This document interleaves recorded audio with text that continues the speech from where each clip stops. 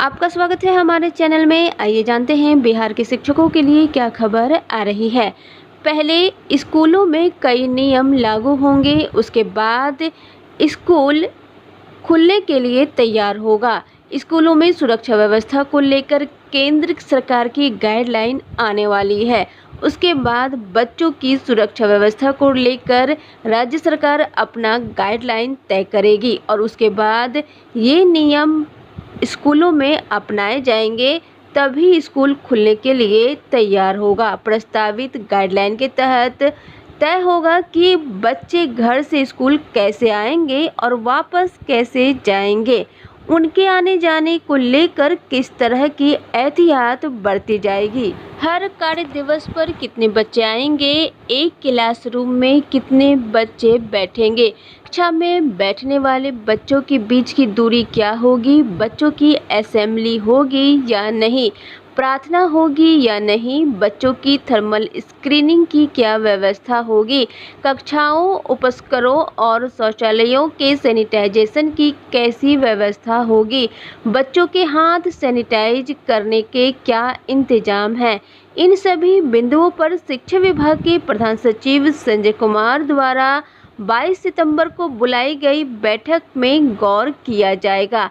इस बैठक में इस बात पर भी विचार होगा कि क्रमवार कैसे स्कूल खुलेंगे, बच्चों की सुरक्षा के लिए कौन से मुकम्मल उपाय किए जाएंगे।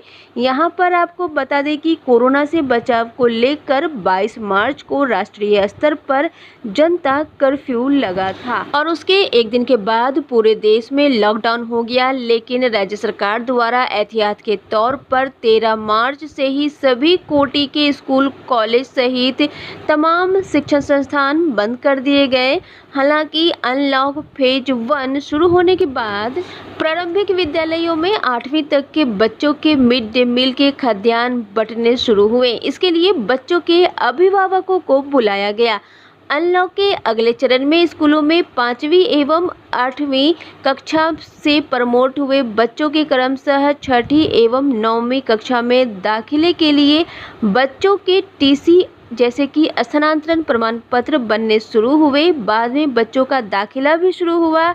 11वीं कक्षा में बच्चों के दाखिले शुरू हुए। माध्यमिक शिक्षा निदेशक गिरिवर दयाल सिंह द्वारा 9वीं कक्षा में दाखिले की तिथि 15 सितंबर से बढ़ाकर 30 सितंबर की गई है। इस बीच प्राइवेट स्कूलों का संगठन Bihar public school and children welfare association के राष्ट्रीय अध्यक्ष डॉक्टर डी.के. सिंह ने बताया कि 9वीं से 12वीं कक्षा तक के लिए स्कूल खोले जाने को लेकर जिलाधिकारी ने उन्हें बताया है कि इसके लिए गाइडलाइन जारी होगा। हालांकि उन्होंने कहा है कि प्राइवेट स्कूल में प्रबंधन द्वारा बच्चों की सुरक्षा को लेकर हर प्रकार के एहतियात उपाय किए जाएंगे, लेकिन फिर भी राज्य सरकार अभी स्कूल खोलने को लेकर अनुमति देने को तैयार नहीं है। राज्य सरकार अभी कई ऐसे नियम हैं जो तैयार करेगी, जो स्कूलों में लागू होंगे, तभी जाकर के स्कूल खुलने के लिए तैयार होंगे।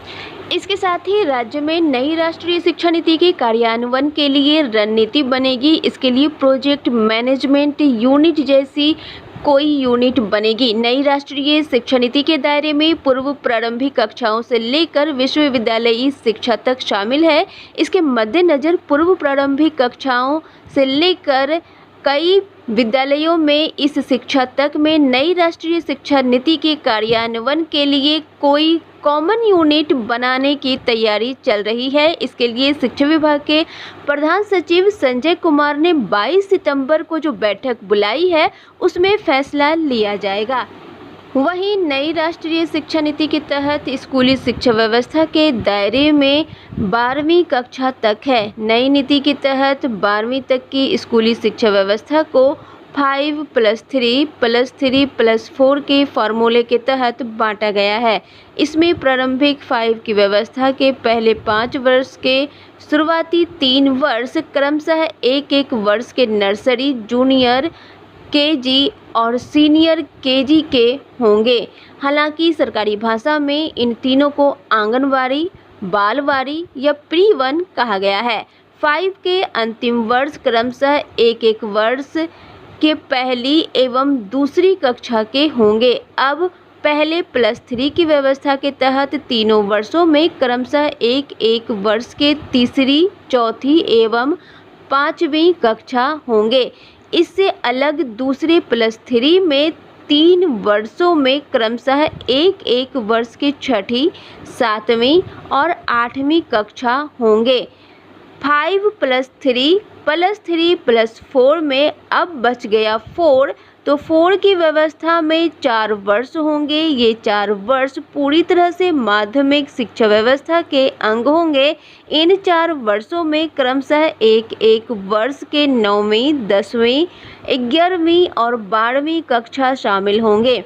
नई राष्ट्रीय शिक्षा नीति में 4 वर्षों के बीएड की पढ़ाई का प्रावधान किया गया है। बीएड की पढ़ाई को मेरिट छात्रवृत्ति देने के भी प्रावधान है।